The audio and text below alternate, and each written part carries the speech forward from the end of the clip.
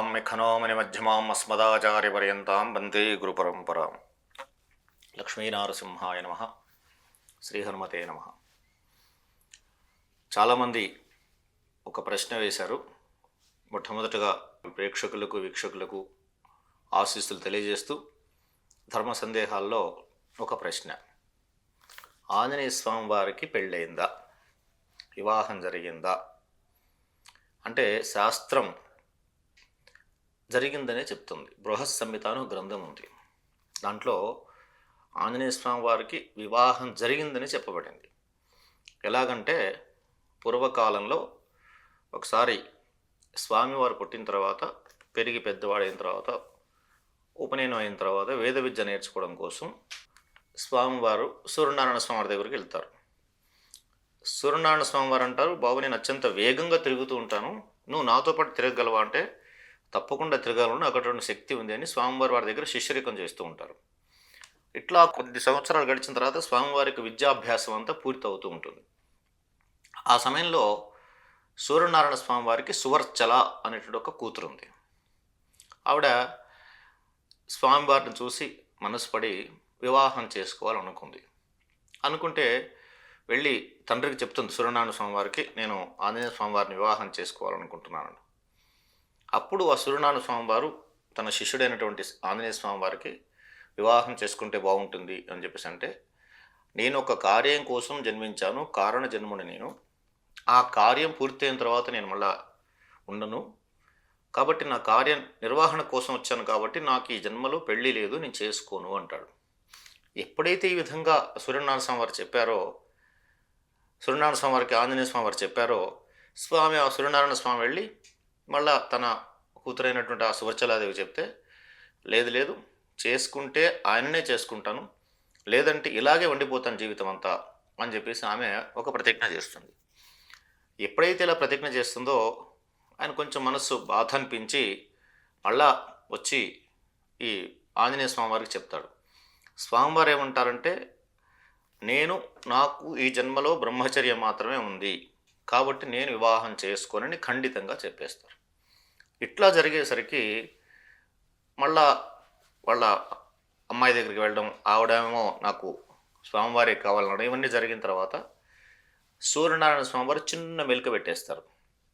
అప్పటికి ఆంజనేయ స్వామి వారికి 8 రకాల వ్యాకరణాలు పూర్తయినాయి. నవవ్యాకరణ పండితుడు అని పేరు ఆయనకి. ఆంజనేయ స్వామికి నవవ్యాకరణ పండితాయ నమః అంటే 9 రకాల వ్యాకరణాలు ఉన్నాయి. అప్పటి వరకు 8 పూర్తయినాయి కదా.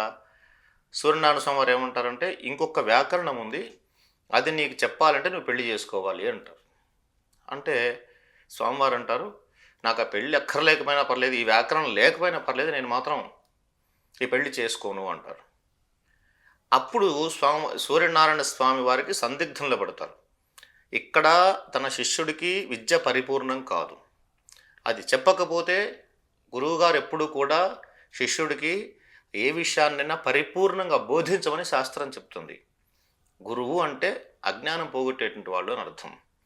అట్లా దాదాపుగా 90% చెప్పిన తర్వాత ఇంకో 10% మిగిలిస్తే అది కూడా దోషప్రదం.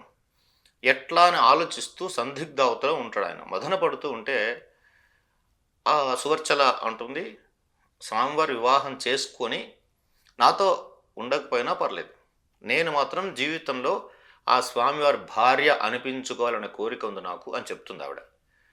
మళ్ళా సూర్యనారాయణ స్వామివారు ఆంజనేయ స్వామివారి దగ్గరికి వచ్చి, అయ్యా మా అమ్మాయి ఇలా అన్నది, నువ్వు చేసుకునే ప్రయత్నం చెయ్యి అంటే, అప్పుడు స్వామివారు అంటాడు, ఇందులో మళ్ళీ లాజిక్ ఏం లేదు కదా, నేను మీ అమ్మాయిని చేసుకున్న తర్వాత మళ్ళీ కుటుంబ వ్యవహారాలను చూసుకోవాలి, సంసారంలో మునిగిపోవాలి, ఇటువంటి ఆలోచనలు నా దగ్గర తీసుకురావద్దు.